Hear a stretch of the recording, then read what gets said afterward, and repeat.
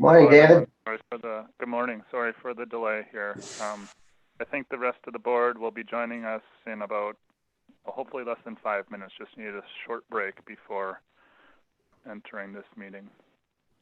I see that we're streaming live on YouTube. Is that correct? True story. Yep. And then do people watch that through the county website? Or, oh, sorry, go ahead. Yeah. Yep. No, that's fine. Through YouTube, right? But yeah, there's a link on our county website to go there. Cool. Can do it live, and then it's of course recorded too, so we can reference. Anyone can reference anything discussed. But thank you for your patience, and again, my apologies for our tardiness here. We were having fun talking about the nuances of lighting on Zoom calls. Lighting? Yeah, well, that's beyond me. I struggle with that every day. Well, we'll spare you the recap, but Molly's an expert now. You know, now that you've brought it up, I'm sure there's an accessory I can plug in and mount on my laptop screen here to just shine it on my face and problem solved. I just haven't really given it much attention. Molly told us what to do. About that, you need a ring light. And don't miss under video settings, the touch up my appearance feature. I like to keep it real, you know.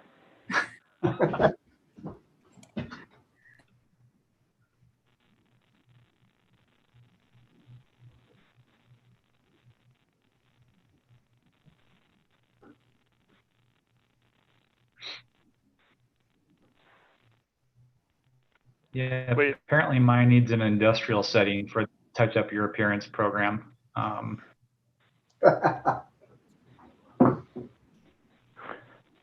don't think that's going to solve my problem. Yeah, there should be an over 60 version of that.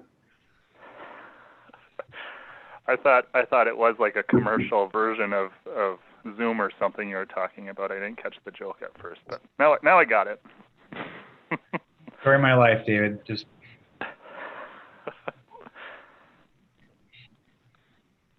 all right. All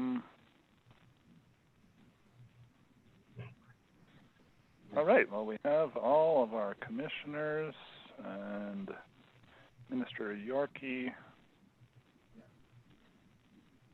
is connecting.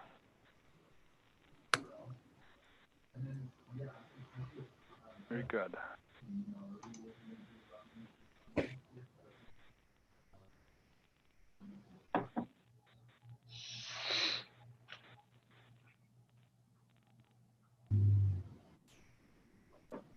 Yeah. Well, good morning, everyone. Again, my apologies for our tardiness. We are all here now. Everyone, I presume, can hear and see as needed. And this is the Committee of the Whole work session on Tuesday, April 20th, and it is 10:23. We will not be taking votes or anything, but I will read a statement regarding our virtual session during the COVID-19 pandemic. Number one, it has been determined that an in-person meeting is not practical or prudent because of the COVID-19 pandemic and the related peacetime emergency declaration made by Governor Walz in accordance with Minnesota Statutes, Chapter 12. Number two, we have ensured that all members of the body participating in the meeting, wherever their physical location, can hear one another and can hear all discussion and testimony offered at today's meeting. Number three, we have also ensured that members of the public present at the regular meeting location of the body can hear all discussion, testimony, and all votes of the members of the body. We have urged the public not to attend this meeting in person because of the COVID-19 pandemic and have ensured that members of the public can view and monitor the meeting remotely in real time by broadcasting the meeting on the Cook County website. Number four, due to the COVID-19 pandemic, we have determined that it may be unfeasible for County Auditor Brady Powers, County Attorney Molly Hicken, County Administrator James Yorkie, and members of the Board of Commissioners to be physically present at the County Boardroom, the Cook County Courthouse. And number five is about voting, which we will not do as it is a work session. So, First item on the agenda is just reviewing the minutes from our previous work session. Is there any comments or discussion about that? Hearing or seeing none, we can move on to our second item, which is presentations. First one is A, West End Development Proposal presentation by Dennis Risdall. Mr. Yorkie, is there anything you wanted to say ahead of Dennis's presentation? Mr. Chair, no, I've just been talking with Mary Somnus and Dennis and Joe. Brady and I had a meeting with them. Gosh, it's been now a couple months ago, I think, to talk about their proposal, and just wanted you to have the opportunity to learn about what they're proposing, and to consider the possible use of tax increment financing or other incentives to support the project. All right, thank you. Well, I'll turn it over to Dennis then. Good morning and welcome, Dennis. All right, thank you very much for giving us some time with you this morning. I know a number of you, not all of you. I've been around here since 1983 when we started Bluefin. But I want to introduce you to Joe Swanson. Joe is the more active of the two gentlemen who bought the Bluefin Bay family of resorts from me end of last June. And Joe has got a great vision and energy for the next generation of ownership and management here, including a strong desire to try to make a dent in the housing deficiency, which becomes ever more of a problem for us. So you'll hear a bit more from Joe later. So I'm gonna, if you don't mind, I'm gonna share my screen and go through just a little bit of a quick summary of how the employment and housing and business situation here has evolved since I started in the early 80s. I thought it might help give you just a little bit of a better understanding of where we stand now compared to past times in terms of the balance of employees to jobs and the status of housing. Let me see, how do I, no, I don't see a share button. Here we go, okay.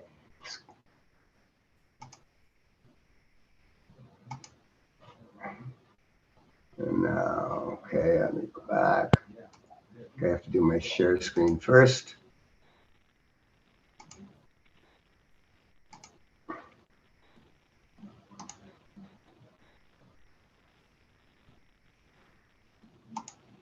Okay, can everybody see that slide? Yes. Yes, sir. Okay, great. So I've been here 36 years, as I mentioned, and I've seen really a lot of change in this situation, and we've been quite involved in trying to add housing as our employment needs have changed. So I thought I'd do a quick run through of that with you. Since 1983, obviously a lot of new businesses have been added. Existing businesses have expanded considerably. And especially in the last 10 years, the popularity of Cook County has continued to grow. And during that time, the demographics of Cook County have changed a lot. The working age population has decreased. And the only demographic that's increased is over 55 for I think the last two censuses, if I remember correctly. More employees have been needed as the economy is growing, but fewer and fewer have been available locally. And since the mid-1990s, businesses have begun to kind of fill the deficit of workers with seasonal visa workers. And that trend has only grown, as I'll show you in a minute. Early on in our time here, there was plenty of housing around and enough employees around, but affordable family homes have progressively been removed and replaced by high-end vacation and retirement homes. I'm sure that's not a surprise to any of you.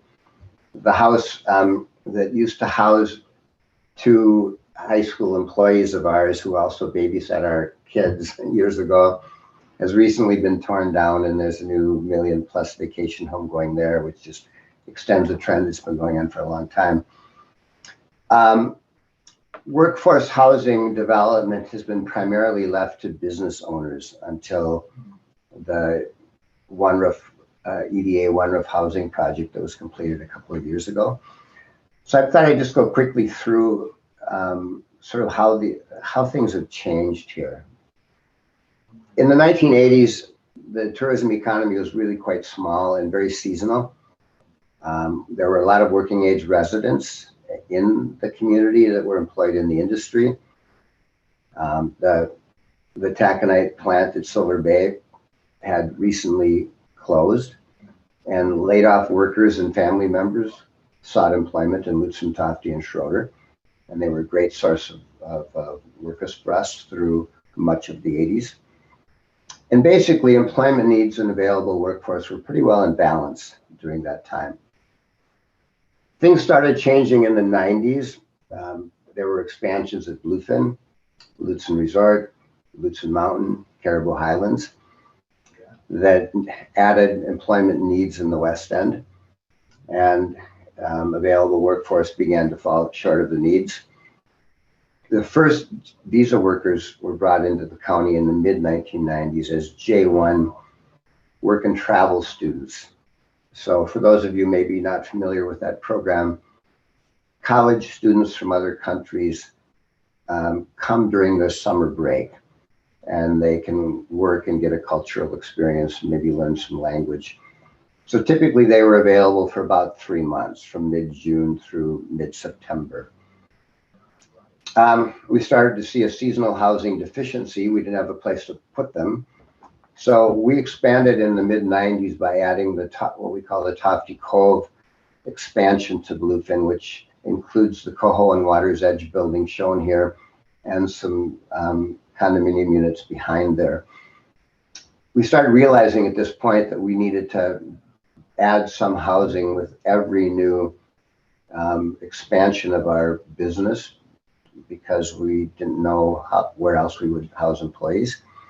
So we built a 5-bedroom apartment above this building that was really financed as a part of the larger resort development. Tourism continued to expand in the 2000-2005 period. A lot of the growth then was in Lake County, with the addition of Cove Point and Grand Superior Lodge, the American, and Silver Bay. So it was a lot easier for Silver Bay and Finland and Beaver Bay people to find jobs closer to home. So we started losing our ability to attract people from Lake County to Cook County to work. And the busy seasons extended into the fall and the winter, and started earlier, really. June picked up as well. So we started bringing in visa workers under the H-2B visa, and that's a visa that's intended to fill seasonal worker shortages, and workers can work up to 9 months. So we had a hybrid of some summer J1 workers and then some H-2B workers. The housing shortage grew more extreme as the expansions happened and more employees were brought in. So we built our first standalone housing development in 2001. And can you see my cursor on the slide? I do not. Okay. Well, in the image here, there are 6 apartment buildings. Can you see it now? Yes. Okay. These are 6 apartment buildings we built in 2001. And with 14 apartments, and they were financed. The biggest source of financing was Minnesota Housing Finance Agency's deferred loan program, and we also got a smaller amount of low interest loan from Greater Minnesota Housing Fund, and a grant from the IRRB that was, I think, that came through Cook County. I think that was before the EDA maybe existed. I'm not quite sure. Maybe through the EDA. And then of course there was a private bank loan and some developer funds. 2005 to 2010, we added Temperance Landing and Surfside properties, which further increased our workforce needs. So we built three, there's a utility building shown in the image here. At Surfside, we added 3 apartments above that, some 1- and 2-bedroom apartments that were financed as part of that overall Surfside development. The last 10 years have seen a really strong growth in Cook County tourism. 71% increase in lodging tax collections from 2010 to 2020, or an average of 7% a year. And the prior years, and I went back in the county lodging tax records we get every month, and they only went back to 2002, so I couldn't give you a whole 10-year picture, but there was a 15% growth over an 8-year time period from 2002 to 2010, so a 1.8% per year. That slow growth period was a difficult time for a lot of Cook County tourism businesses because the cost of doing business was going up higher than the revenue growth. But that changed around 2010, and things picked up much more quickly after that, of course, leading to the demand for more workers. It increased pressure on existing work teams. We've had about 20,000 hours of overtime a year at Bluefin for the last 6-8 years. And businesses have had to increasingly diminish hours and services below what customers would really like to see, because we simply don't have the people to do the work. Visa worker dependency increased locally, but it also increased nationally as the country got closer to full employment. So there's only 66,000 H-2B visas allowed each year throughout the whole country. 33,000 for the winter season and 33,000 for the summer. And the demand for those is about 3 times the quota each year. So there's a major staffing insecurity now for businesses. We didn't get our biggest H-2B visa request for 24 people in under the quota this year. So we're working in all kinds of different ways to try to figure out how to patch those people in. But we saw the need for yet more seasonal housing, so we built 2 mini homes that are shown in the left image here a few years ago that can each house up to 6 people. And then we added, just as a temporary fix, a 5th-wheel trailer here a couple of years ago. So kind of the current status, businesses are in much better financial shape than they were in 2000 and before that, because growth has been adequate. So we've been able to make upgrades to facilities, pay down some debt. And really, I think the tourism economy in Cook County is a lot healthier now than it was then. Partly because business has done better, and partly because there's a chronic shortage of workers. Wages have gone up a lot. Most of our hourly wages now are in the $14 to $20 range. Our starting wage, beginning in May, for housekeeping, front desk, and in our kitchen is $15.66 an hour. So that's it's gone up a lot over the last 5 years, which is really, I think, beneficial. I've always thought that unless people can earn enough to have a place to live and a car that runs, and they can't be good employees. And our industry nationwide has tended to try to keep minimum wage low and fight against benefits, which I've always thought is self-defeating. And we're seeing some really good movement now in earning potential in Cook County, even in the line level jobs. And salaried management positions have grown a lot, and they're paying from $45,000 to, we have 2 people over $100,000 now in our company. Benefits are more frequently provided by employers as we can afford to, and we're competing harder for the available workforce. And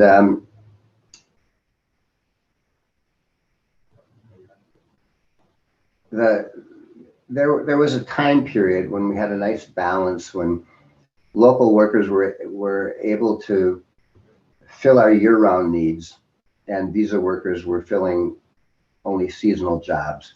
Over the last few years, that's kind of changed, as I'll show you in a minute. The cons: inadequate staffing is causing businesses to operate at partial capacity.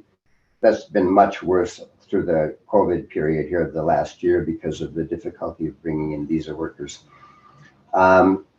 Services are being cut, and service quality can diminish because we just don't have the people to do the work. The demand for H-2B visas exceeds the supply by about 3 to 1. So we don't know, and we're just starting to find out now how many people we'll have to work here in June. So it's really hard to plan ahead. And of course, as we get to more seasonal workers, they just contribute less to the county economy and the community at large. And we've got seasonal workers more and more filling year-round jobs, causing really high turnover, which has a lot of related problems. I'll show you a little bit here. We did we looked at all the people we hired in 2020. We hired 108 people. By the end of the year, 26, 35, 42 of them remained employed with us. So some 60 people were hired, onboarded, trained, and left before the end of the year. And for the most part, that's because of their visa workers. The gray part of the bar here represents J1 workers. The kind of orange or red color is H-2B workers. And then we have a bunch of domestic seasonal workers like high school kids and college kids that only can work during the summer. We hire and train all these people, and we have to replace them either when school starts or when their visas run out.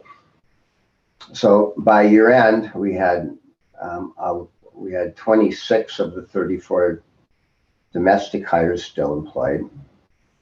We had 7 of the 16 total J1 workers still employed, but they have since mostly left because their visas ran out. Now, I don't want to confuse things, but besides the J1 work and travel program, which is only seasonal, there's a J1 internship program where people can come and work for a year. So that's who these people have been this last year. And then we've increasingly hired from and brought in people from Puerto Rico. And we find that those that bring families up here and settle long-term stay, the rest of them get pretty tired of the weather and the lack of foods and language and culture that they're used to, and they stay on average 6 to 8 months. So this is how that looked in our housekeeping staff. The orange group again are the H-2B workers. That's become the core of our summer fall housekeeping staff, but they all have to leave in November. And then we had a number of J1 workers here through the summer, but they all had to leave as well. So when we got to December, we had a total of 16 people left out of 30. And most of them were new. There were 2 new domestic workers and 5 new people from Puerto Rico. So we had as many trainees as we had experienced people to do the training. One more look, this is front desk. Because a lot of J1 interns were in the country when COVID hit last year and their places of employment closed, we were able to transfer a number of them up to and take over sponsoring their internships. So that's the gray group again. They were the core of our front desk staff for really the busiest season. But little by little, as their visas expired, they had to leave. By February, 2 of them were left, and by the end of this month, none of them will be left. So housing would bring a lot of benefits. Businesses could diminish dependence on visa workers to some extent. There are domestic people really interested in moving to Cook County because of the lifestyle here, but it's very, very difficult for them to find housing.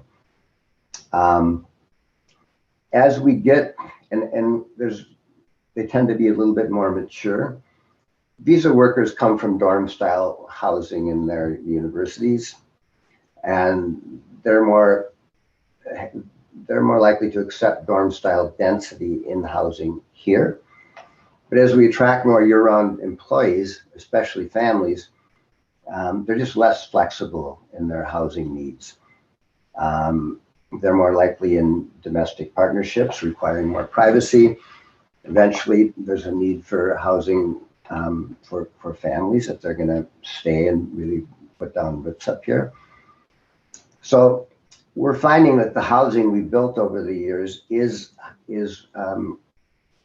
the capacity is diminishing as we get more people who want to move up here and live up here and bring families up here. So the existing housing stock is now housing fewer workers than we did 5 years ago. And as we all know, the year-round employees contribute a lot more to the wider community. We have 3 families here from Puerto Rico now that have between them 8 children, 7 of which are in Cook County schools. One of these people has joined the Tofte Fire Department. So they get involved in the community and they contribute back. Their children, as they become teens, become seasonal workers. And parents, as I've said, start joining more into community organizations and are involved in a bigger way. If I just will go back a little bit, if you look at one of these slides, we're now beyond the point where we have enough people living here year-round to fill the year-round positions. So we're now training 2 or 3 people during the course of the year to fill a position until their visas run out. And then we have to train another person to fill that same position. And it would be much healthier for businesses and for the community if we could increase the availability of housing enough so that we could house enough year-round people, enough people here to fill all the year-round jobs, and then use our visas like we used to use them 6 or 8 or 10 years ago to only supplement the overflow people we need in the busy part of the summer. So I'm going to let Joe take over now and talk about the development that he's trying to figure out how to build across the street from Bluefin Bay. Joe, you want to take over and just let me know when you want me to move this slide forward, Joe. Sounds good. That's a helpful history. I don't know if everyone knows a little bit about me, but I grew up in Silver Bay and through the 80s. And I remember all my friends moving away and people that stayed got jobs at the resorts. I worked at Bluefin Bay in the 90s, 1994 through 01, and have a connection to the North Shore still and have a lot of family in Lake County. So that was a good history. I think we get a sense of what the problem is today or the issue that we're trying to solve for. We've had people take jobs and come up and decline because they couldn't find the appropriate housing. And I'm sure based on our conversations with the EDA and others, that's commonly accepted knowledge. So I think when we look at building this building in front of you, and you'll have more in your information that we sent them, what we'll share through this. So there'll be some additional reference data if you look at the kit that was advanced. But we just want to share a little bit about, the problem once we put our time and resources into understanding it and trying to solve it, and then coming back to where we think, we see resources for help in a summary. All right, so this is the building we'd like to build, and Dennis showed where the 6 houses were on an aerial, and you can see that on the right side of the page, down on Highway 61. This would be across from the post office today in Tofte, or down the hill, effectively a little bit east of the American on Highway 61, with we're told one entrance onto the highway that will match up with the Tofte Park Road. So we've designed these buildings to be 2 buildings, to be significant architecturally in the spirit of the Scandinavian Architectural Committee of Tofte. And there are 2 commercial parcels in the PUD, and there are 2 buildings. So the building on the top would be the building that's farthest, I guess, to the southwest or closest to the American. And that we designed this in a modular fashion in our head anyway, so we could get our heads around how to build it efficiently. And so our goal is to do this in an energy efficient way using panel structures that are pre-built, which also would help with the shorter building seasons and things like that we might be dealing with road restrictions. So again, we've gone through about 3 or 4 sort of drafts of what this might look like.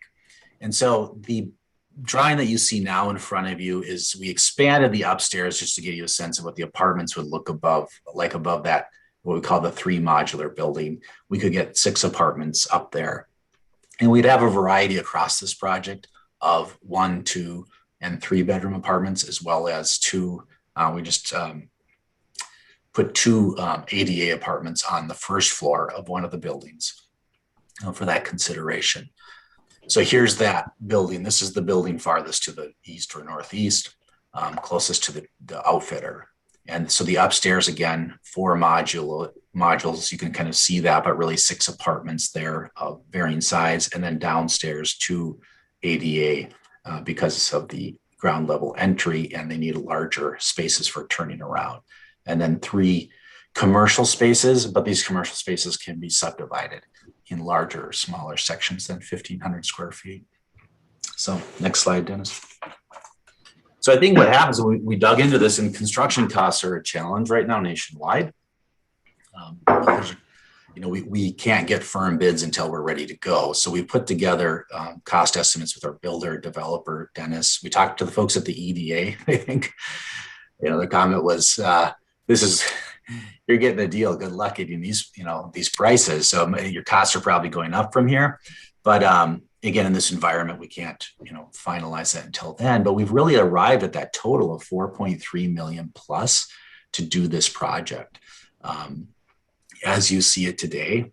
And if we put 20% equity into that, or raise $873,000 of our own money, we need to put about 3.5 million of debt on this building. And you can see what the debt service would be on the slides. 25 years at 4% is probably realistic. Rates might creep up a little by the time we get to build someday, if we can get to that point. And some lenders would say 20 years. So the 30 years probably won't happen with all, private financing. Next slide. So here's what we have for an operating income. I want to thank Mary and the EDA and One Roof and everybody for sharing what things really look like on their projects, so we could firm up some of those numbers. And if you carry this down to the bottom, I think we've done a good job of considering what our costs might be. The one thing we did take back out was depreciation of the building. So the financial depreciation, we likely lose about $72,000 a year building this building if we don't factor in our depreciation. So that's no return on investment of the 800 and some thousand, but actually a subsidy. And if we just said we wanted a 3% return on the 800 plus thousand, there's $26,000 there. So we're in a deficit. And I know this is a problem that everybody's dealing with right now. When they run the financials, I know Rob will share that later, and the EDA shared that this is not out of line. Runrush shared that. So they really had to get public partnerships to do this. And we love the idea of this. We love solving for this problem. It helps the community. And I grew up in the area. I understand the problem personally. It helps the businesses, including ours. And so when we look at our funding sources, we're willing to put the private equity in. Our lender is willing to participate to a point, but there's a pretty significant deficit. If a building like this was purchased, already built and purchased, you'd want about a 7% cap rate. And we left that out of the numbers, but I mean, just if someone, because our consideration is more personal than if we bought, say, a building in Duluth or Minneapolis or Rochester or something that was already in use. But our 3% number is just 3% on our equity. A 7% cap return on an investment in real estate would be 7% of the total cost of the project each year, before depreciation and before financing. So if you're going back and playing with the numbers, just be aware of that's what would be normal. And so again, the value of this building, if we build it the way it is, economically is, it's not zero, but that's the calculations there. It's negative when you're running deficit. So we have that available. Dennis has been working with some of the other partners in this space, the MHFA and IRRB. And then we've also had, like Jim said, and with your financial advisor council at Elders, some nice conversations, and others on this call were generous with their time to just talk about, what counties and cities, can do from a participation. So Dennis, I'll just have you maybe go back and summarize the MHFA and IRRB part. Okay. So as I mentioned a while back, we used a MHFA deferred loan program back in 2001 to finance 14 apartment units. So I've been talking to people at MHFA again. We've made a pre-application there. The odds, I don't think, are really good that we get funded under that program. Among other things, they believe about 30% of applicants will get funded because of the demand will exceed the supply of funds. A lot of their assistance now comes through a housing tax credit program, and our project is too small in our location, too rural, to fit within that program.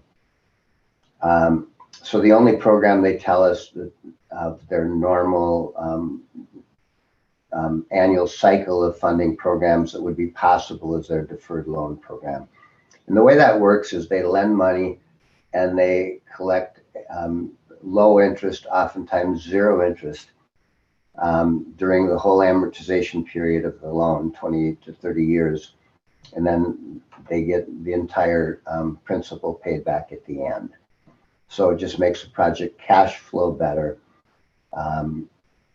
so that it can be feasible and be built. And then over a 30-year period, the current value of that original debt diminishes because of inflation, basically.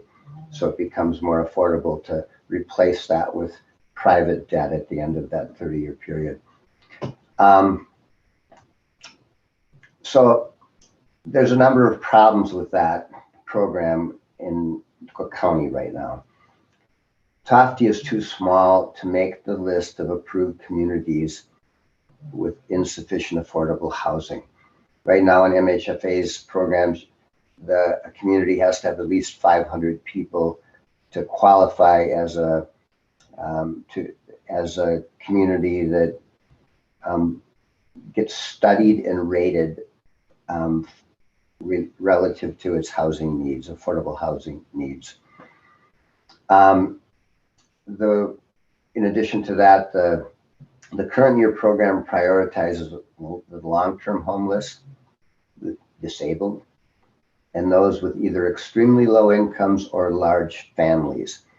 Those happen to be the priorities the MHFA has focused on for the next funding cycle.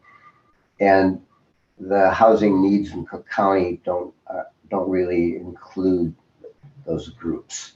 So we're not in the core of where their targeted area is this year.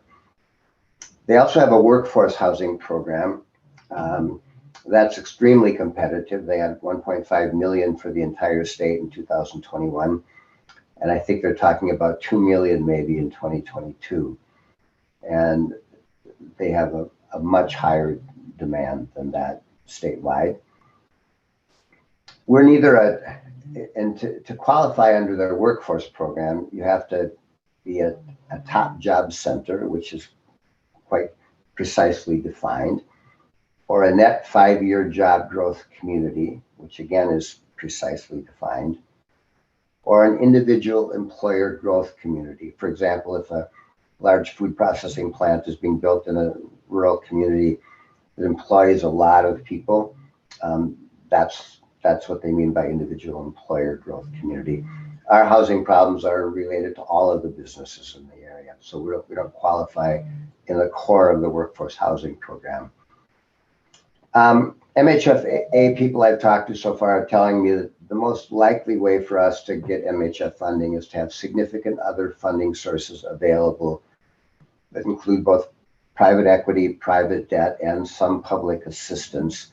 So they could come in with a relatively small amount of their budget and fill a gap and make a project feasible. IRRB is for a long time had infrastructure grants. I'm sorry about the misspelling here. And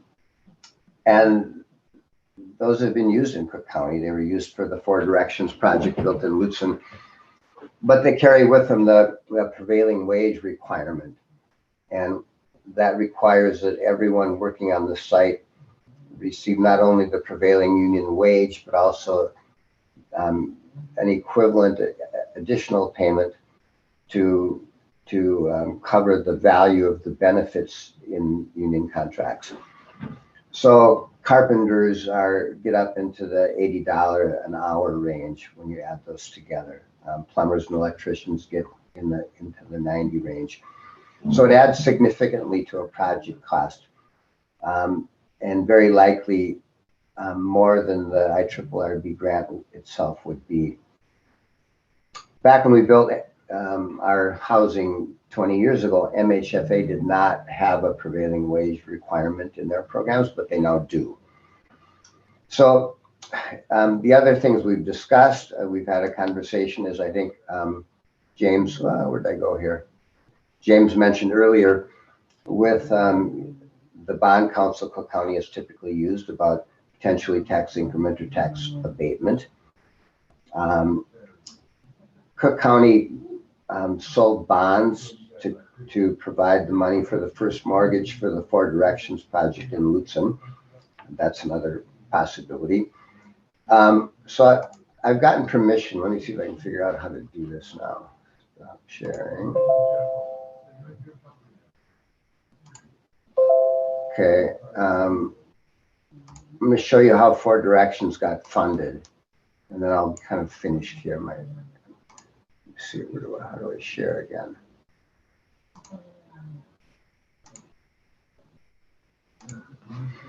Okay, can you see this spreadsheet right here? Yes. So Four Directions, the total project cost with construction, land, site cost, soft cost, and financing was just short of 3.1 million for 16 apartments. The funding sources, a mortgage of just over 1.6 million that came out of a bond issue that Cook County stood behind with the full faith and credit of the county, and that provided the lower interest rate. Then they got money from Deeds Workforce Housing Program, initially $394,000, but there were cost overruns, so they went back and got an additional $52,000, so a total of $445,000. And they got an initial IRRB grant for $350,000, but they had to go back and get more due to cost overruns.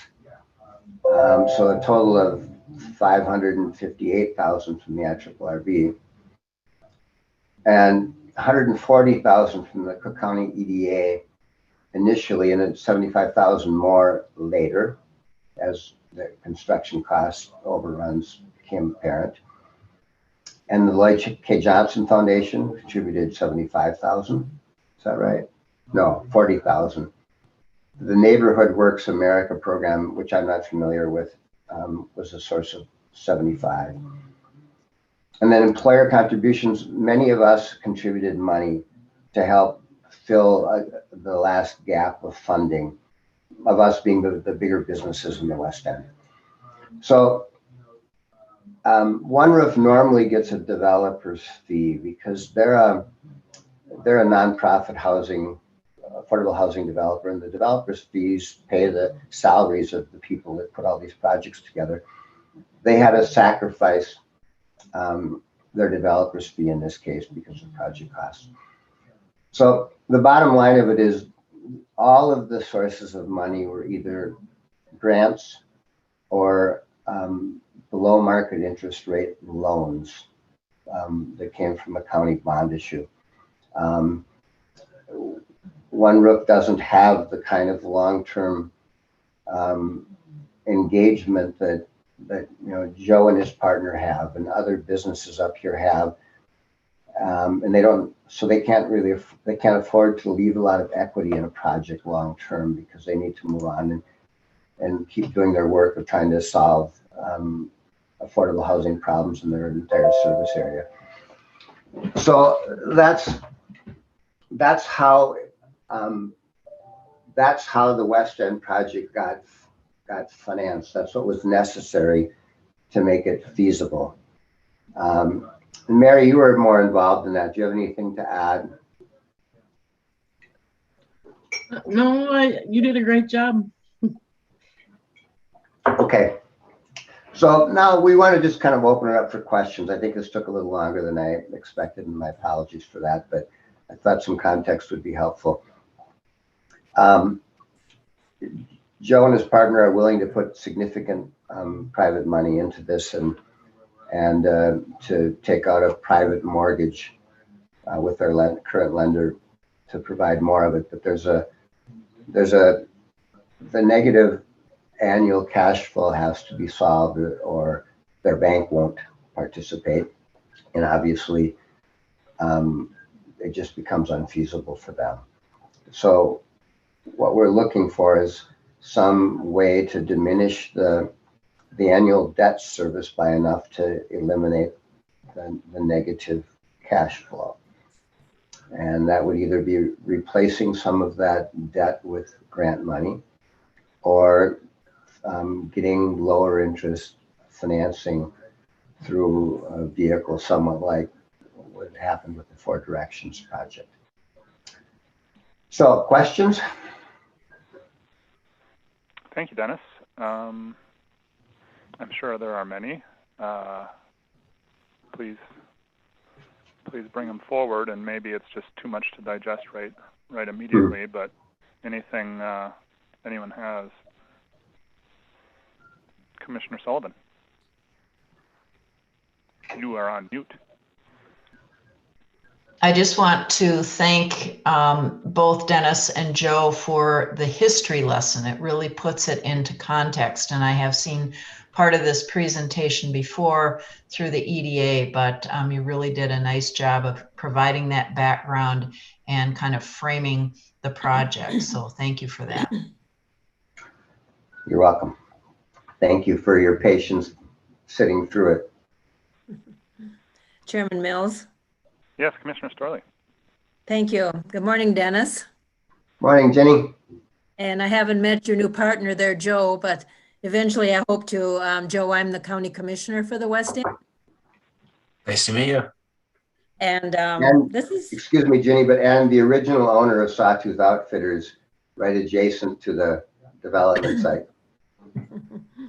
This is pretty exciting, Dennis, to see that vacant land there all these years, to have something as you've presented here with two buildings, business possibilities, and then of course the possibility for folks to live there.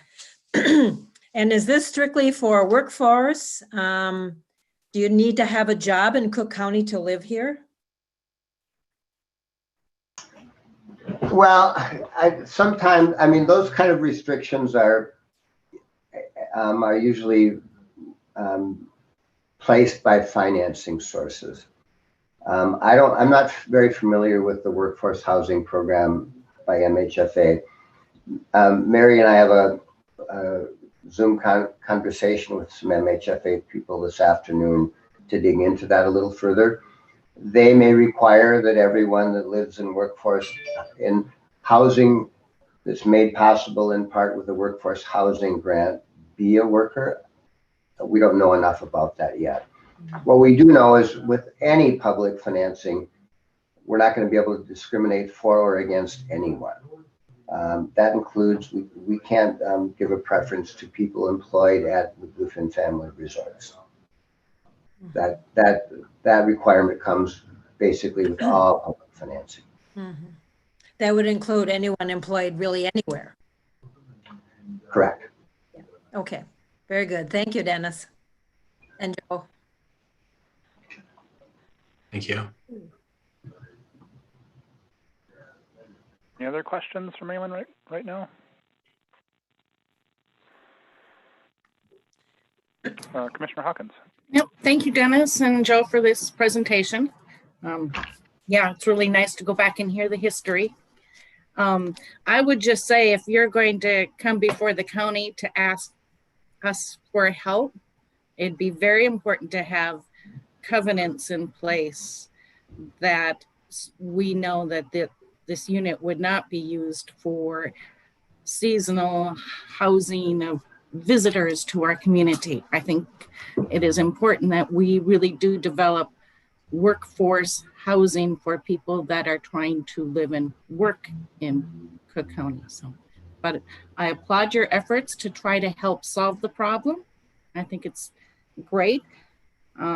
Really hope you can figure out and have a good meeting with MHFA today. Good luck. Thank you.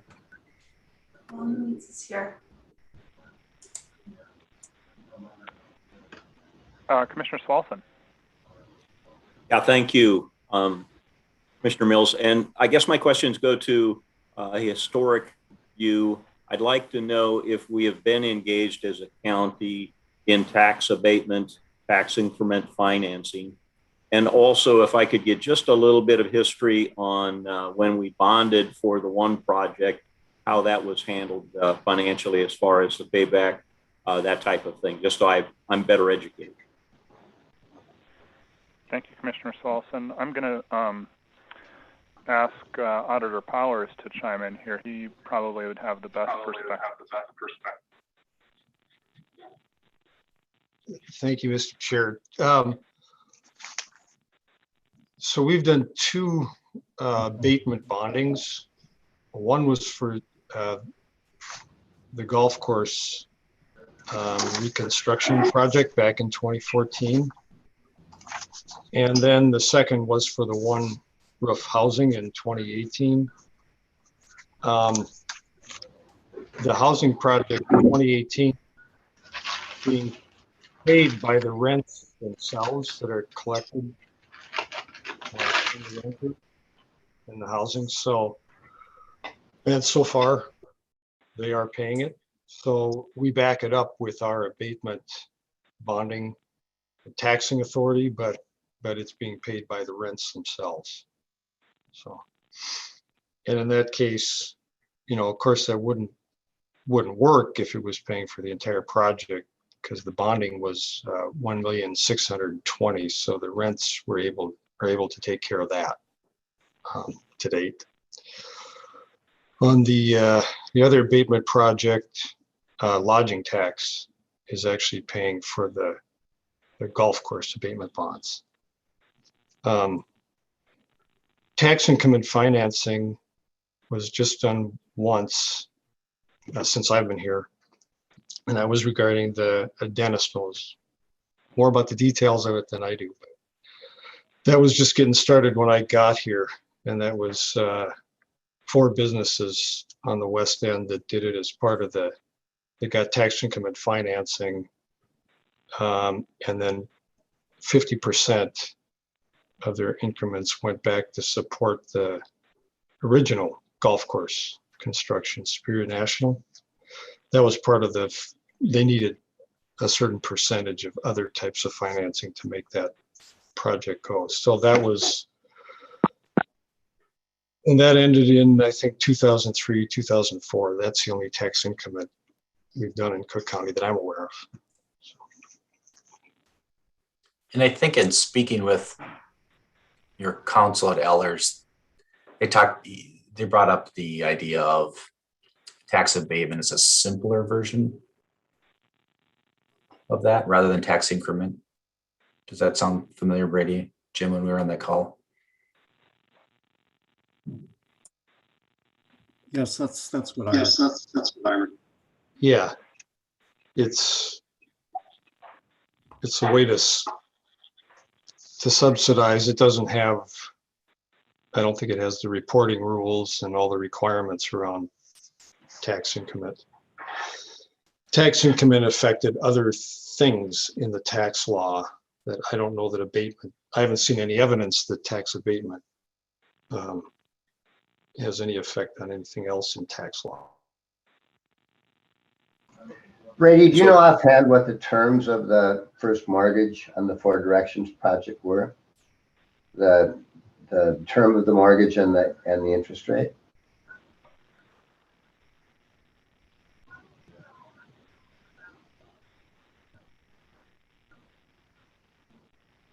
Brady, you're on mute in case you are responding. I actually was responding, but not quite there yet. Let's see.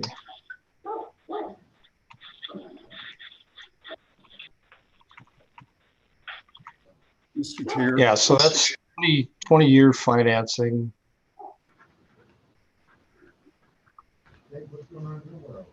$2019 to 2039.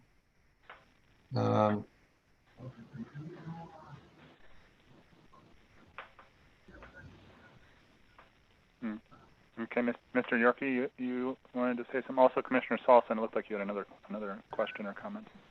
Yes, I just wanted to mention also on the meeting today, we have Rob Dieter, who has a very short, he wanted to have 5 minutes at the end of the Bluefin Bay project to talk about a proposal that he's developing, that he doesn't have all the details that you heard from the initial project sponsors, but he does have some information that he'd like you to know about, and we'll probably come back for a future presentation.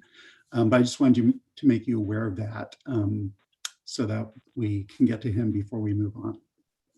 Yes, thank you, Mr. Yorkie, and thank you, Mr. Dieter. We will get to you. But Commissioner Salson, did you have another question? Yeah, my only other question was to Brady is tax abatement just as it sounds? Basically, the county foregoes the taxes on the new development for a period of time to assist in the overall financing.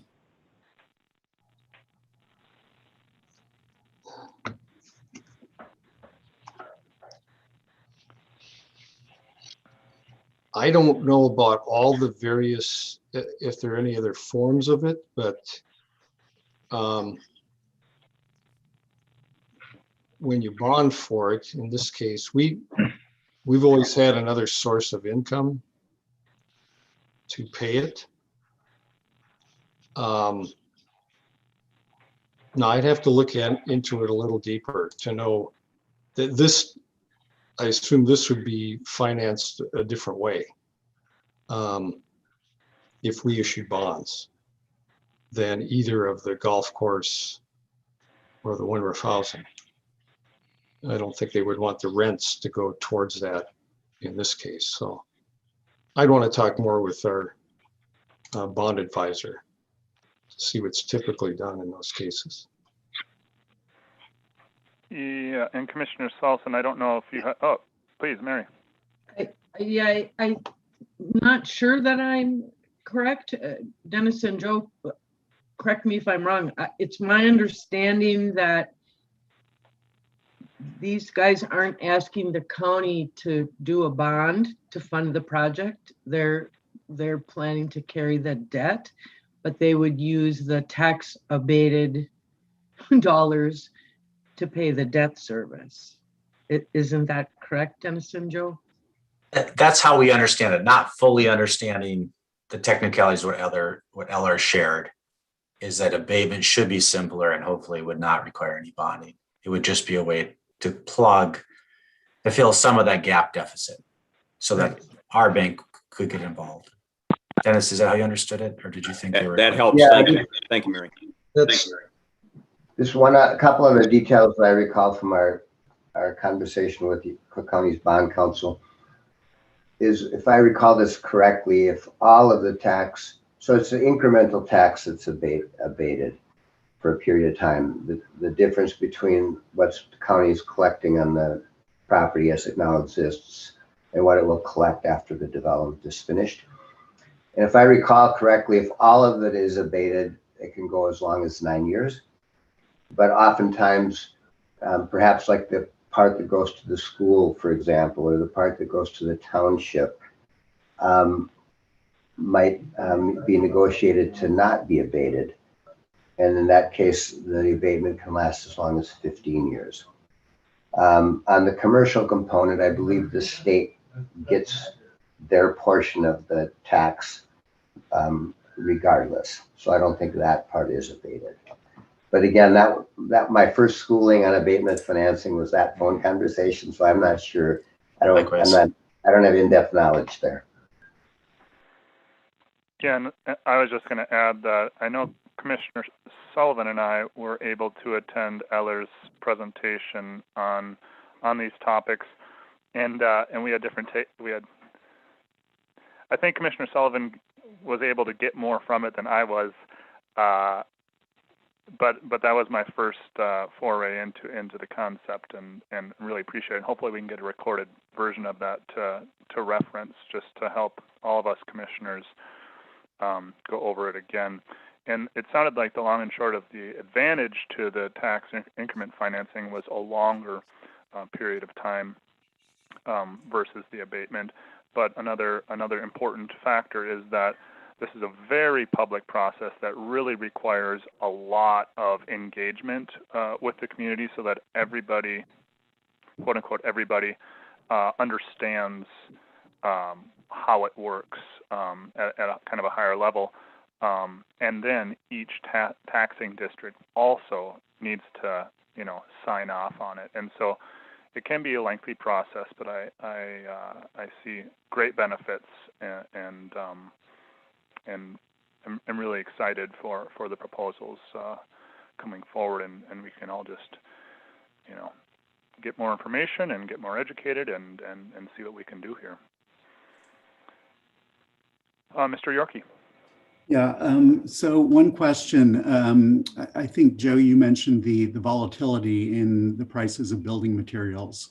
And we're well familiar with that because we've got a project right now that we're getting bids on, and same deal. I mean, we're hearing from our respondents that, the cost of steel is just bouncing all over the place. And so they can't honor a proposal for more than like a couple of weeks at a time.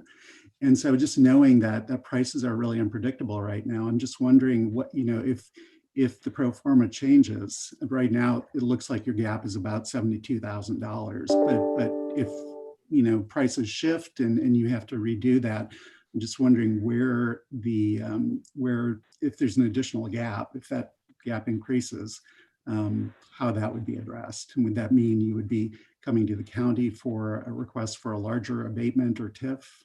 What are your thoughts on that? Well, and again, I'm not an expert, but my understanding is the most we can ask for is just no additional tax. And correct me if I'm wrong there. So the other funding sources would be, Minnesota Housing IRRP or any other economic, development that could pitch in. So for this portion of it, my understanding is it's just we wouldn't be paying additional tax on that property for the agreed period of time. And if I misunderstand that, again, I'm willing to learn more from Ellers as well, and you. You're right. The project costs could escalate. I mean, the project already is backwards. And after talking to the Economic Development Authority and others that are considering their buildings for their businesses or former businesses, there was no disagreement. They all agreed that this is a concern. And right now we're running pro forma, and the contractors have said they can only hold prices when we sign. So that makes potentially the gap worse.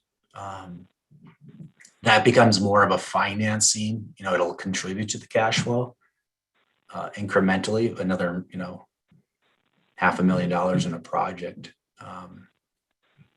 that those are economic decisions we would have to make later.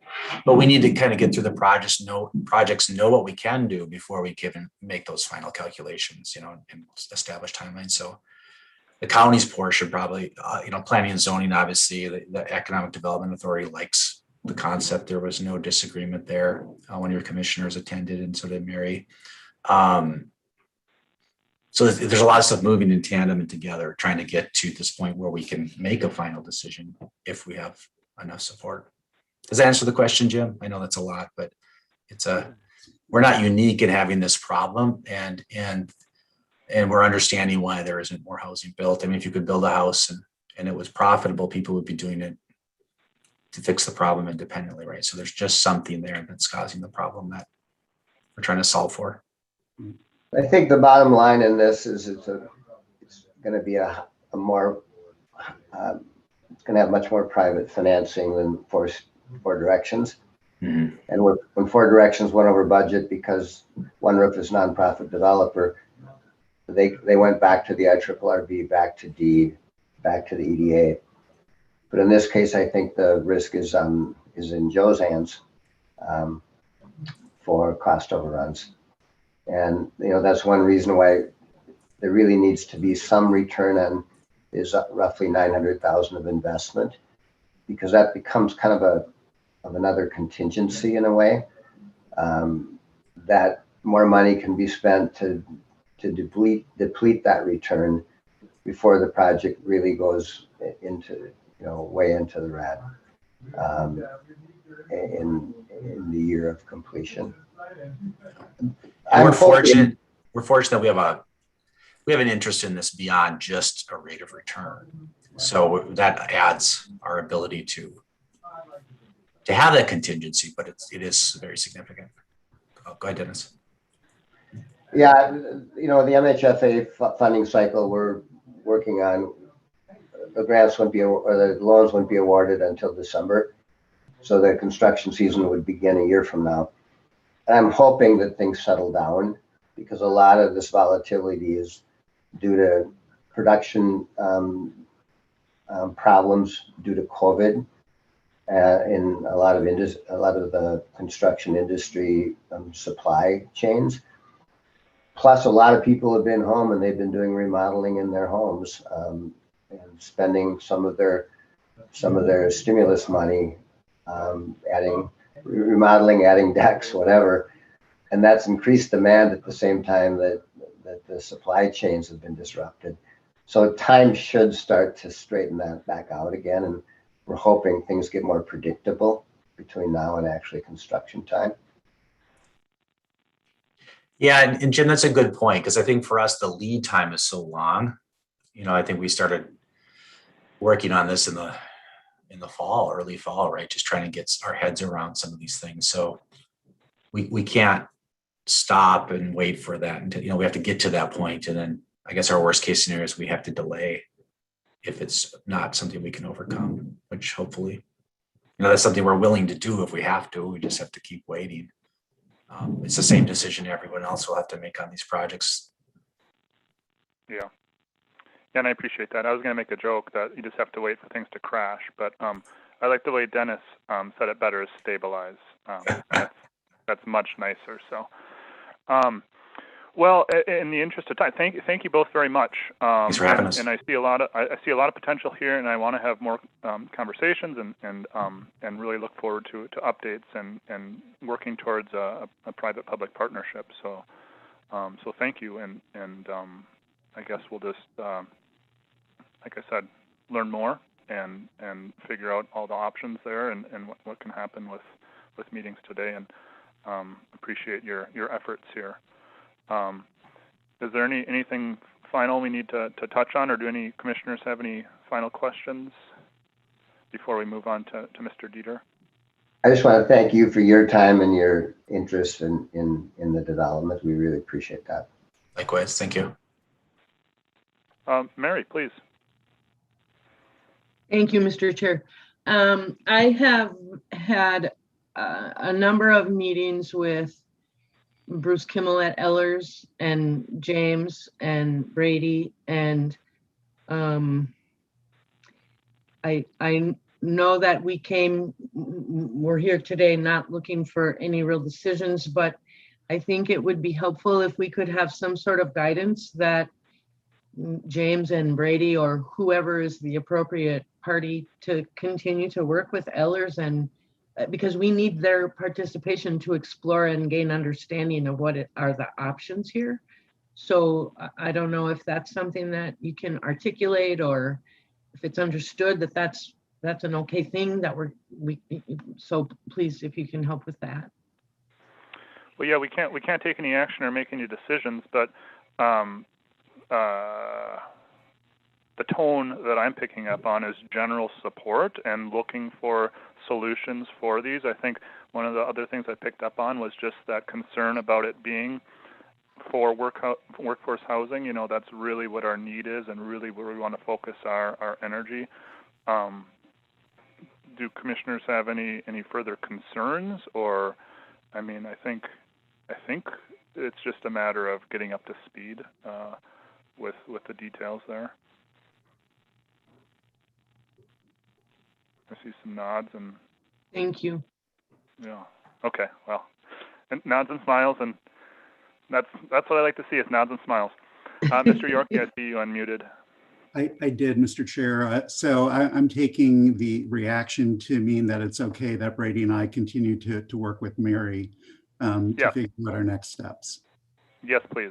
Yes, okay. That'd be wonderful. Very good. Thank you, and thank you for clarifying to get that out there. All right. Well, Mr. Dieter, welcome, and thanks for joining. And just in the interest of time, I'm hoping we can do a short little hello and howdy do, and hear from you.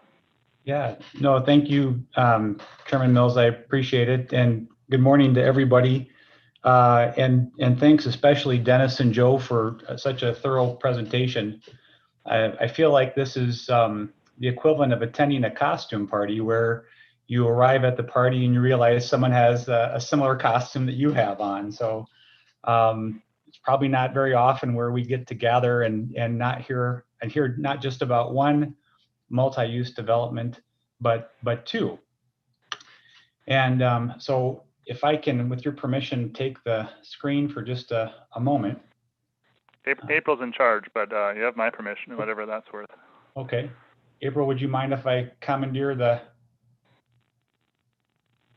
Not at all. You should have a share screen button at the bottom. There we go. Can you see that okay? Yes, sir. So I know I've had a chance to meet a few of you. I've been working with Mary Somnus on this concept now. I think, Mary, it's probably been about 3 years or so. But my family and I have our home in a home in Tofte. We've spent active time up here for the past 8 years. And as we've been spending increasingly more time in the community, it's a very familiar story that you've heard and experienced, where you fall in love with the place and you understand that you want to be a part of it and do more with it. And as I was looking at different opportunities, it was with a childhood friend of mine and my neighbor growing up, Jenny Delfs, and her husband, Jeff Kern, both residents in Grand Marais, where back in 2015, they were sharing about what it was like to live in the North Shore and in Grand Marais and in Cook County. And two of the issues that surfaced in that conversation were the challenges of having a living wage. And I think Dennis did a very articulate job of showing the progression of that earlier this morning. And the second was workforce housing. And I staked that conversation back in 2015 as part of my interest in wanting to be a part of a solution to those challenges, as well as continuing to invest in an area that I've just grown to love. So I built out this concept, what I'm calling Sawbill Village. And this morning, my intent is just to share a high-level overview so that as we're evaluating options for Dennis and Joe's development, I just wanted to provide a comprehensive picture to recognize that this project too is in parallel and having very similar conversations with many of the stakeholders articulated earlier this morning. Let's see if I can adjust this quick. So just from an objective standpoint, this multi-use development is specific for empowering growth within Cook County and the West End. That growth, I think, should be based on opportunities for new business owners, similar to Hans in the Water's Edge, or a number of the stores that have hung their shingle out in Lutsen.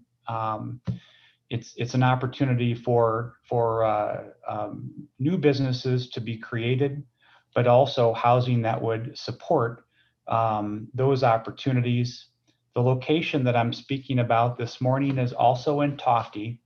You've probably driven by it for the last all of your lives here, up and down 61. It's directly across the street from the Holiday gas station and the American Inn. It'd been vacant since about 2004.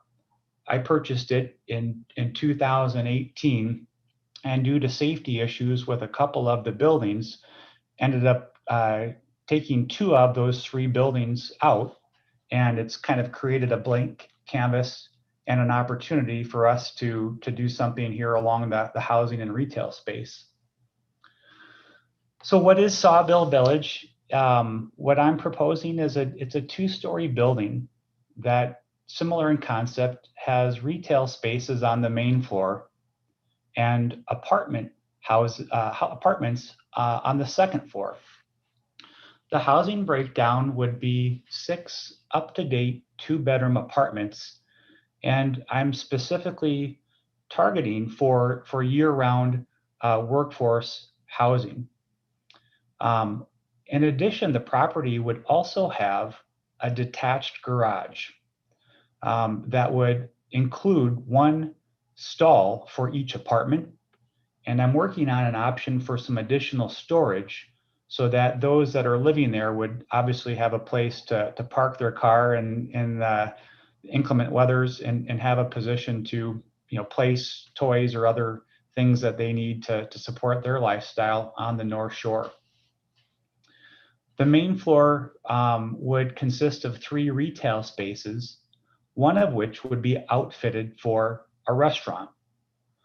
The approximate square footage would be about 6,000 finished square feet per floor.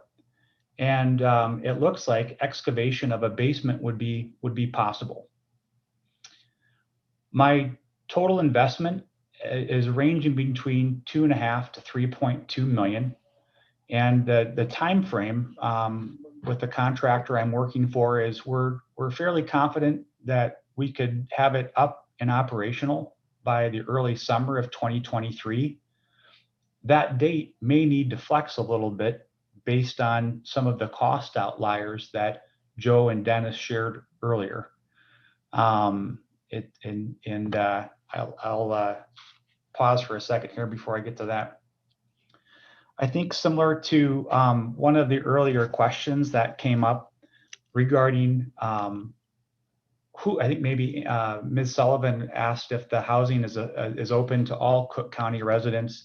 And in this case, it is. My direct intention is that these are not units put into a rental pool or VRBO or meant for tourists, that all 6 apartments would be targeted and prioritized for people living on the North Shore that are utilizing that space to build their life.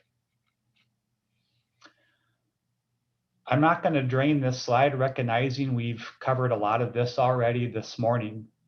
I think maybe to articulate the reason why I'm here this morning is based on the challenges of creating the development and the costs associated today. What I'm running up against is very similar to the numbers that Joe shared and Dennis called on, is that when I'm breaking down the cost of the project and forecasting the revenues, what I'm seeing is that my margins are in the negative. And the two largest drivers of that negative margin is the service, the debt service, after I've put in about 25 to 30% equity of the project. And the second largest driver is the estimated property tax that would be associated from building on top of the existing lot. I really want to thank Mary Somnus and Bruce Kimmel and Brady Powers, a number of others, Jenny. Throughout the years, we've had some different conversations about how to address this. Most recently, the concept of that TIF or abatement came up as an option that would essentially allow the project to cash flow appropriately, and at least during a large chunk of the debt service period. Similar to the earlier comment, an abatement would come really at no incremental cost to the county. I think my expectation and need would be to fix my existing property tax or work pretty close to that level. And if I could count on that stability, the project should cash flow reasonably enough for the periods of time that I'm working with my financing partner to manage that debt service. One of the only undesirable alternatives that I've seen is essentially comes down to how do you manage the top line, the revenues. And it's important to me that rents are affordable and that they're manageable. And that, to Dennis's earlier point, we should expect people who are earning Cook County wages to be able to afford Cook County housing. And what would not be a win, in my opinion, is of having to raise, increase rent levels to cover debt service, the cost to operate the building, and all tax burdens, where that burden then gets placed on the people utilizing the apartments. If there's a solution that we could find where rents stay reasonable, the debt is able to be serviced, and the project is able to have a small margin, that's the solution I'm looking for. So just recognizing I don't want to cross streams with the excellent presentation you saw earlier this morning from Joe and Dennis. My intent this morning was to share that there is a parallel project in development. It's an independent project of what of other development opportunities that exist with Cook County, but I support those projects, and I think that all projects which are focusing on the criticality of housing and provide new growth opportunities, new jobs, and even new chances for entrepreneurs to fulfill their dreams. Those are all things that I'm 100% aligned for. And I would look forward to sharing more specifics about my numbers and time frame at a later date, as early as next month's Committee of the Whole meeting. So I just wanted to share that information, and Mr. Mills, I can turn it back over to you. Thank you very much. Thank you, Mr. Dieter. That was very brief and to the point, and gives us a really good picture of what you're looking at. And yeah, seems like another excellent opportunity for our community to address some housing needs, and it's going to take kind of all hands on deck, I think, moving forward to do this. So thank you. Do any commissioners have any questions for Mr. Dieter right now?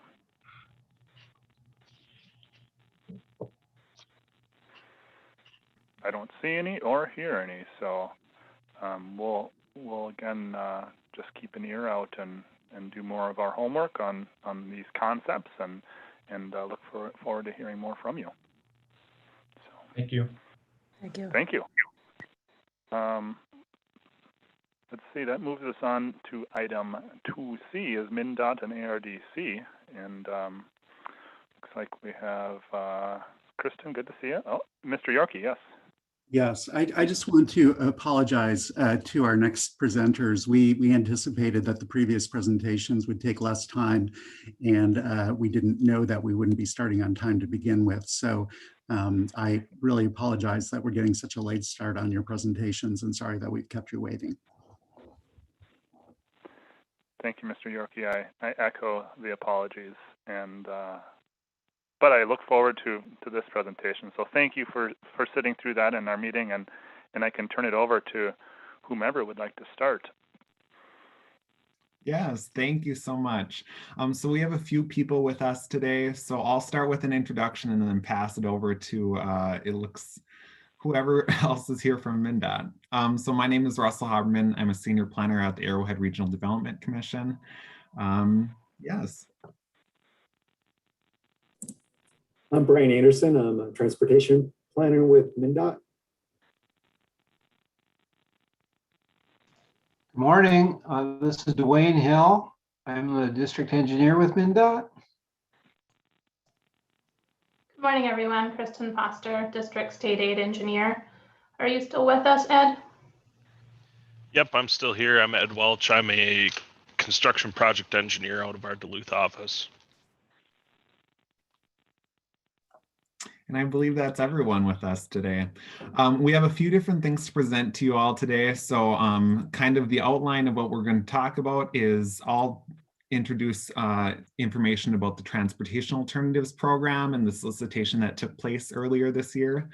I'll also touch base and introduce about the Northeast Minnesota Area Transportation Partnership, and then hand it over to Brian to talk more about MnDOT's program, and then Kristen will add information about MnDOT's local federal aid program as well.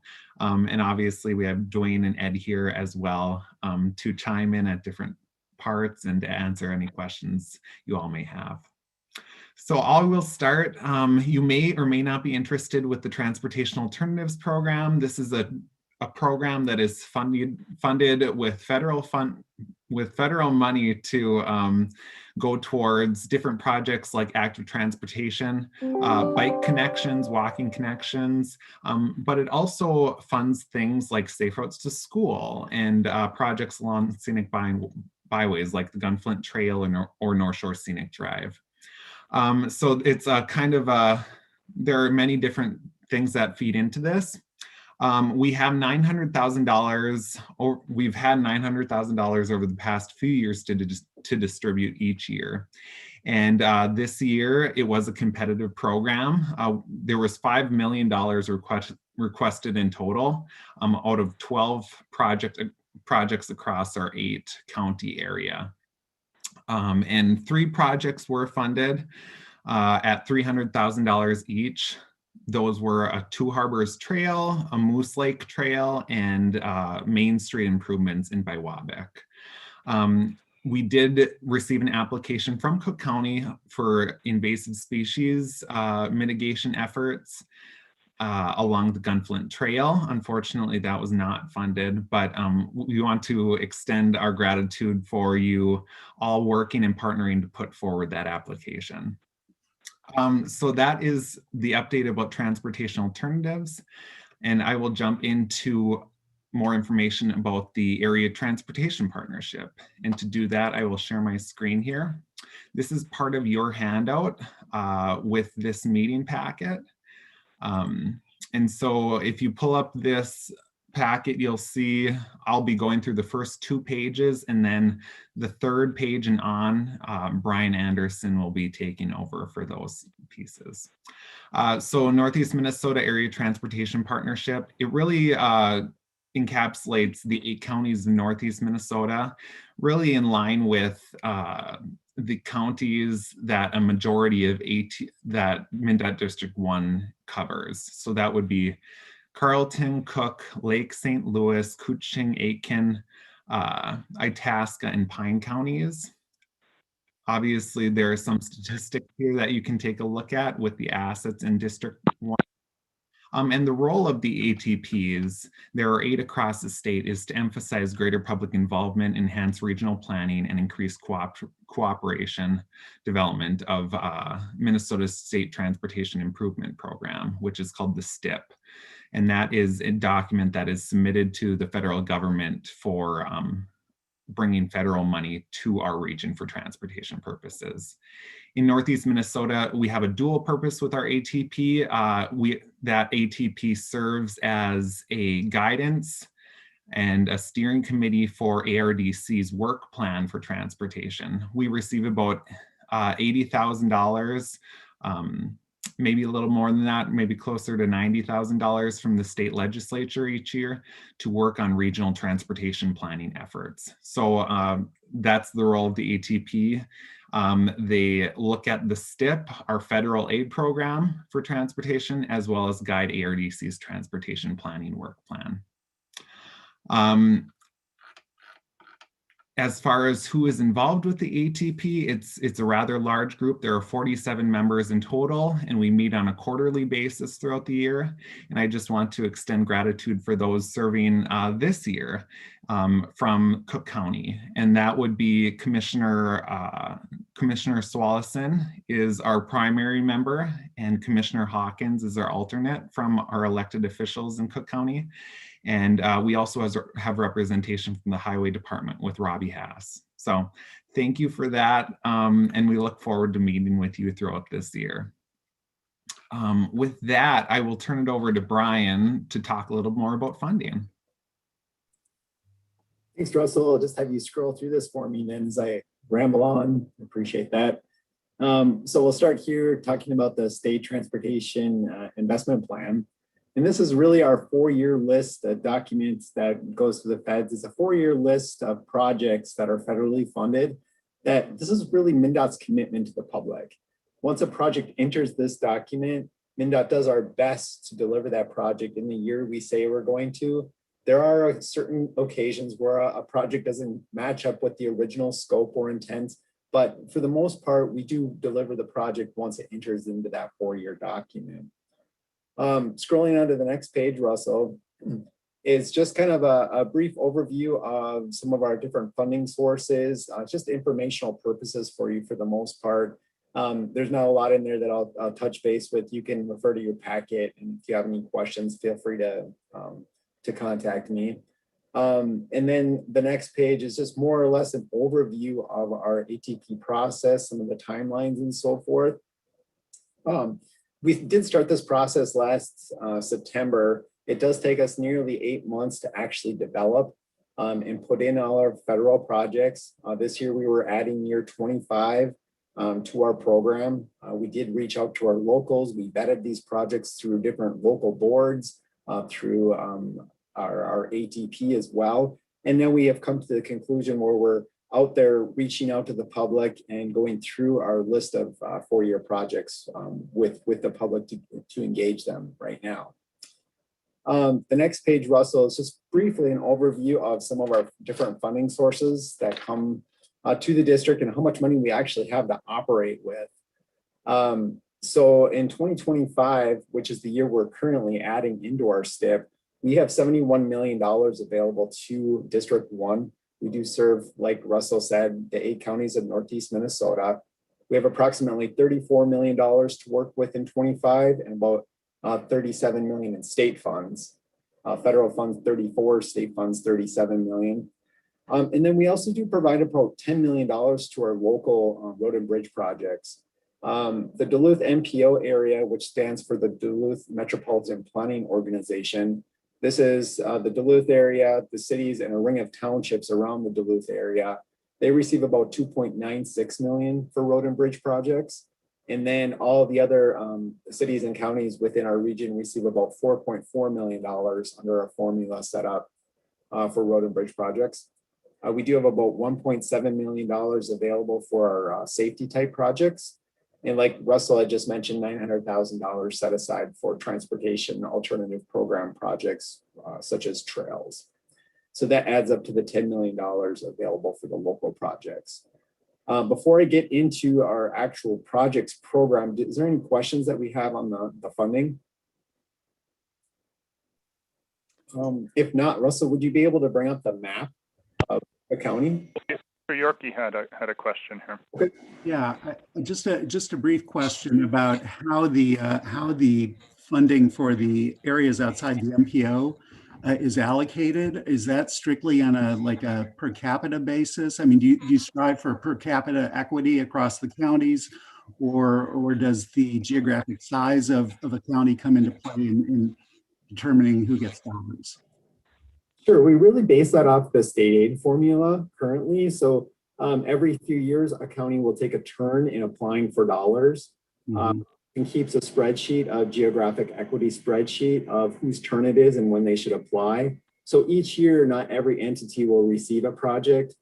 For instance, Cook County may receive a project every X amount of years, and Kristen will notify the county engineer telling them that it's their turn to apply for about $1.3 million.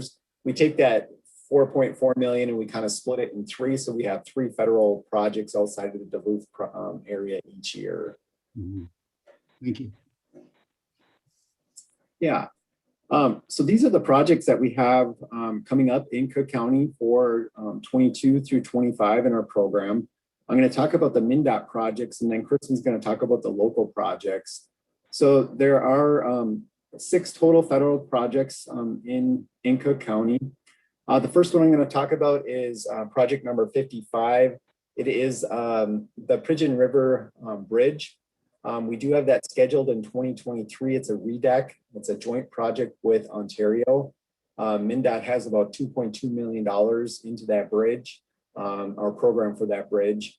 It will be open half at a time during 2023 under construction. The next project there in 2025 is project 109. And this is the Cascade River Wayside Rehabilitation Project. This will be working on the stone walls, fixing them up. Also some ADA improvements at that site as well. We have $1 million set aside for that project. And then the bottom project there is on 61 as well. It's replacing culverts near the Hovland area. It's a larger culvert replacement project where hopefully in 2026, we'll go through and pave over those culverts. Then we'll let them put them in 25, let them settle for a year and come through in 26 and resurface the highway. That will be from County Road 14 to Reservation Bay.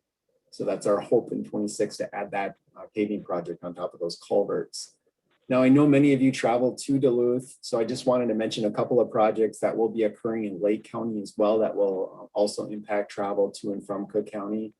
And that is at the Silver Creek and the Stewart River. Both of those bridges will be replaced or new bridges will be constructed at those locations next summer.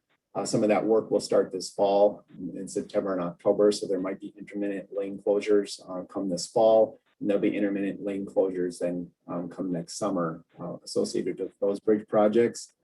And then in 2025, we have a full reconstruct through the city of Two Harbors, very similar to what we are doing to Grand Marais this last year and this year. And then finally, I just wanted to mention this summer, we'll also have a resurfacing project on the expressway from Knife River up to about the city of Two Harbors limits. So just so you're aware that those projects are coming up this summer as well, where that project is. Is there any questions on the map that's in front of you right now? And then before I transition over to Kristen, is there any projects related to the Grand Marais project or any projects that MnDOT is currently working on that you might have a question that either myself, Dwayne, or Ed could answer?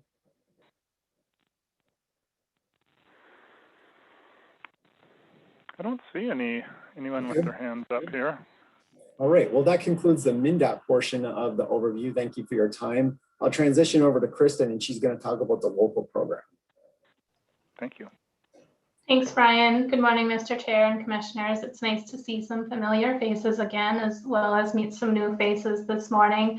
I will try to keep it brief out of respect for your time. The first thing I want to do is provide a little bit more information to Administrator Yorkey's question, in that currently geographical area is not one of the factors for the formula of distributing federal aid to the local agencies.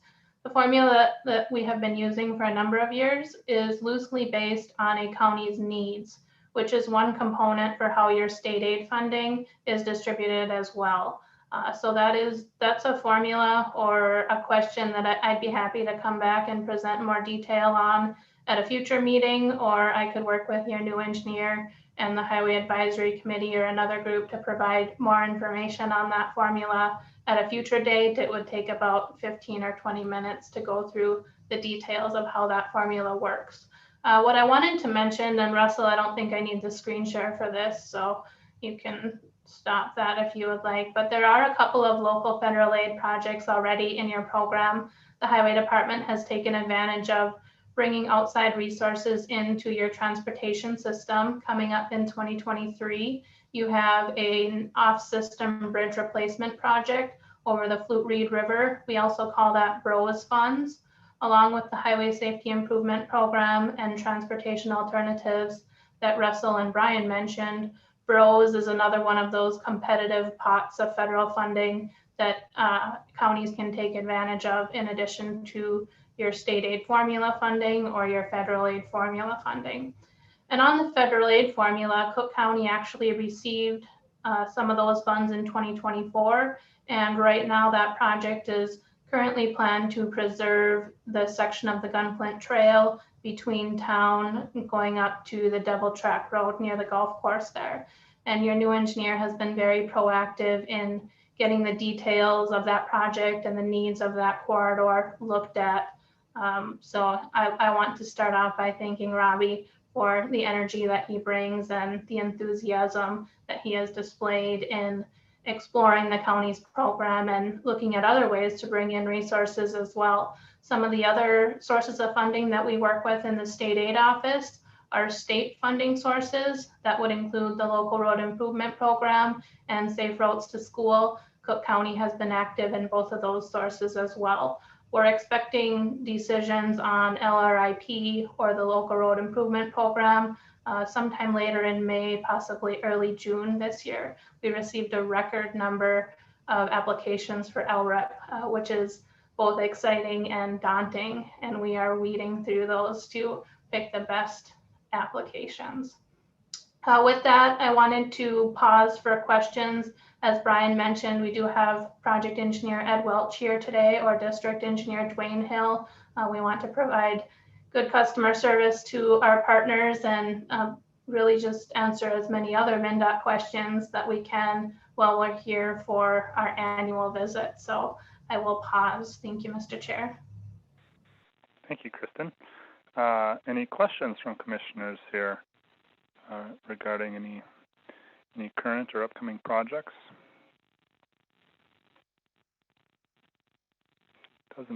Doesn't look like it. I was unable to attend the meeting last night. I logged in late and then it was over, I believe. But I will check back on that. It sounds like it'd be posted online afterwards. Haven't checked yet today, so. Doesn't look like there's questions. We don't know what we don't know.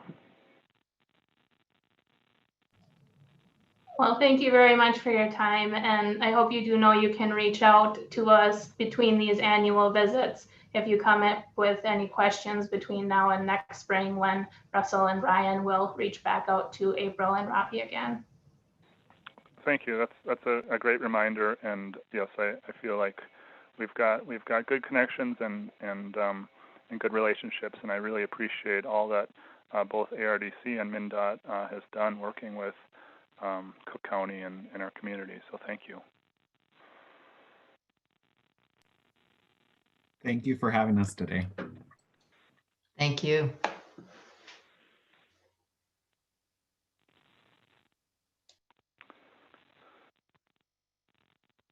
Well, that about does it for our agenda here. There's some informational items here, both the Personnel Committee and the Building Committee. Would anyone like to discuss anything just about presentations today? Any further resources that we need, or information that we need, or any further discussion about those Building Committee notes?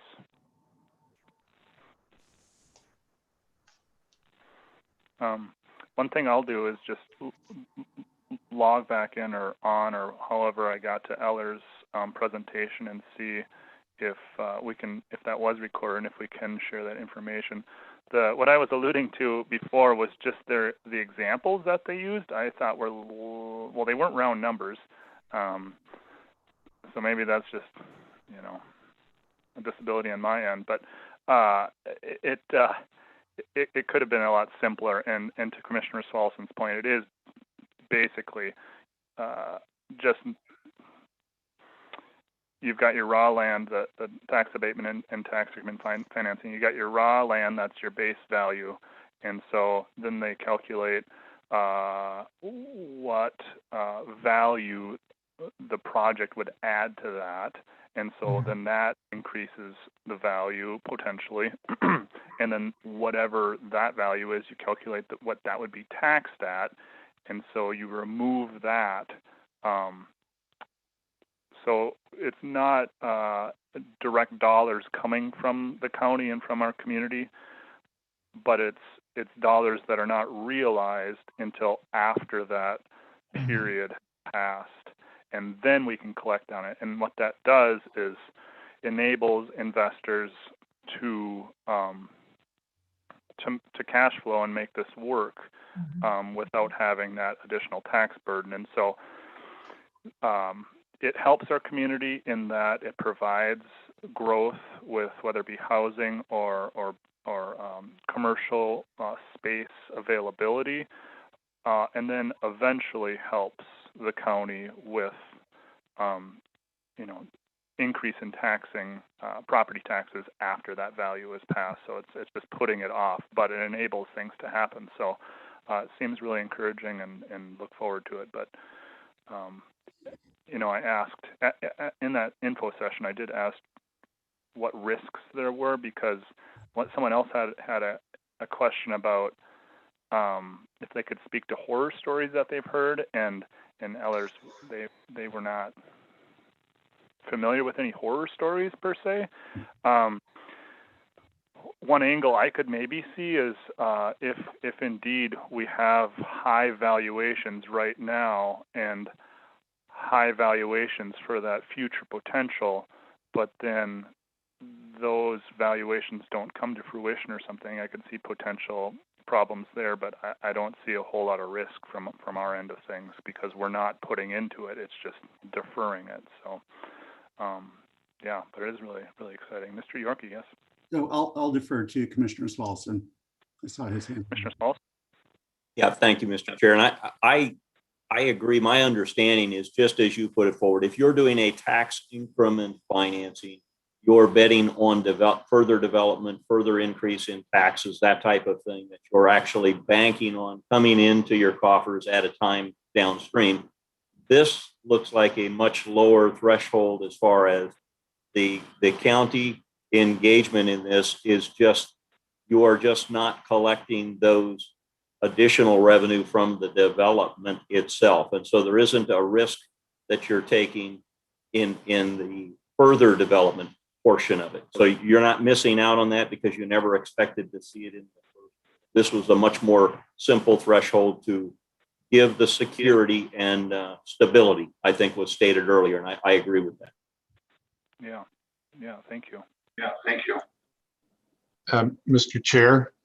Yeah, so. And just on the timing, I've been looking at it a little bit. So it is basically, it's 15 years is what you can ask for, but also as alluded to, it's entity by entity. So the county could grant an abatement, but you might go to the school and they might say, no, we don't want to go along with this. And if someone, a big entity like the school declines, then you could actually extend it to 20 years. So you could have abatements going as long as 20 years. And this is of a different nature than abatement bonding, for example. They have the same terminology, but it's quite different actually. Thank you. Yeah, and as far as the other taxing authorities are concerned, I think that's a real strong argument for having a very public, very engaging discussion with all of the partners involved, so that we can all get on a similar page. And maybe at the end of the day, we can't get on the same page, but I think it could be to everyone's benefit if we can try to get there. So. Yes, Mr. Yorkie, thank you. Yeah, I just wanted to say I really appreciated the question that Commissioner Hawkins asked about how we're going to ensure that these investments in workforce housing remain workforce housing, because that is our challenge. It's not that we have a shortage of vacation rentals. We have a shortage of homes for people, who work here and live here to live in. And so making sure that we have policies, and I think we need to be talking and thinking about policies that this board could put in place that would create a greater supply of workforce housing, because that is the biggest thing that is holding us back right now, is we just don't have places for folks who live and work here to live. And that's a big problem, and everybody knows it. So really appreciate that point that you made, Commissioner Hawkins. I think that's right on target. Commissioner Hawkins, please, and then I'll go to Mary. Yeah, I just am wondering if, Brady, that you can supply us with some information about more details of how the last tax increment financing worked, and the terms of that, and the amount of the abatement, and what happened with that. I just get some history of what was done before. Sure, I can put together what I've got.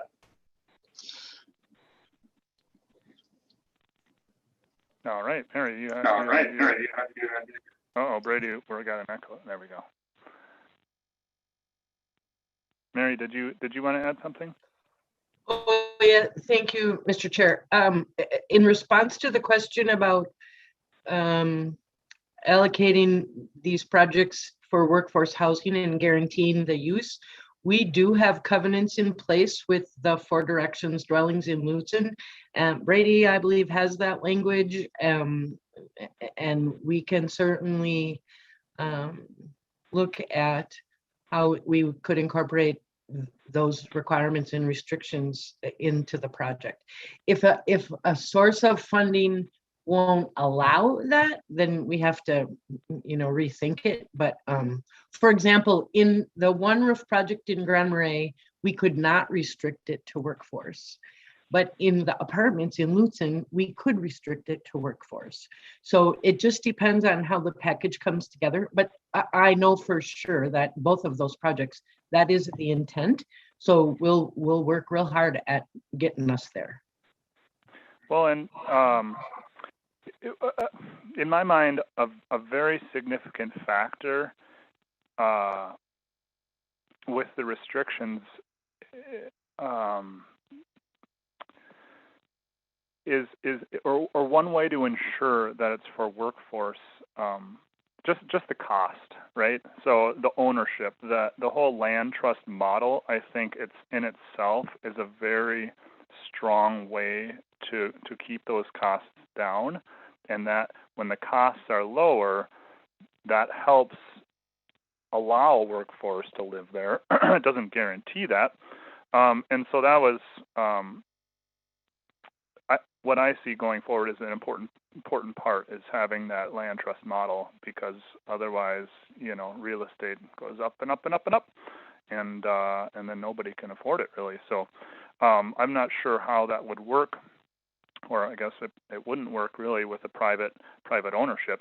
So some other kind of language would be necessary there, or yeah. Yeah, the land trust model works with home ownership, but not with rentals.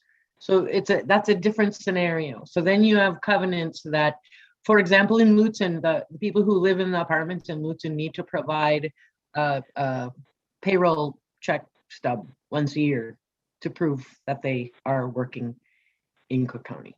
So, and part of it is to just the on-site manager knows who everybody is and knows where they work and know that that's who they are. That it's not a, it's not a transient, it's not a vacation rental. It's definitely working people. So. Thank you. Yeah, and I'm not as, to be honest, I'm not as familiar with the structure of the West End project with One Roof as much as I am in town here. The rental, I'm not as familiar with that rental model. Any other thoughts, questions, ideas?